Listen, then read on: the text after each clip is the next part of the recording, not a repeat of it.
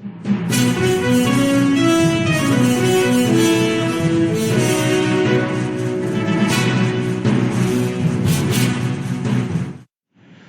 तमाम अफराद जिन्होंने कोरोना की वैक्सीन लगवा ली है, ये वीडियो उनके लिए बहुत अहम है। सामईन मोहतरम, कोरोना के नाम पर फ्रॉड शुरू हो गया।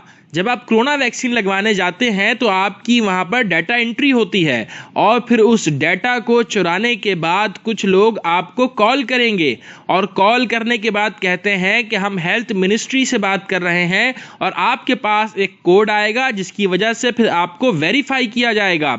सामईन मोहतरम, वो कोड दर हकीकत आपका OTP होता है जो कि बैंक ट्रांजैक्शन के लिए इस्तेमाल होता है। अगर आप उनको अपना वो कोड बता देंगे तो चूंकि पहले से वो आपके बैंक अकाउंट को हैक किए हुए होते हैं, लिहाजा जब आप उनको अपना OTP बताएंगे तो आपका बैंक अकाउंट हैक हो जाएगा।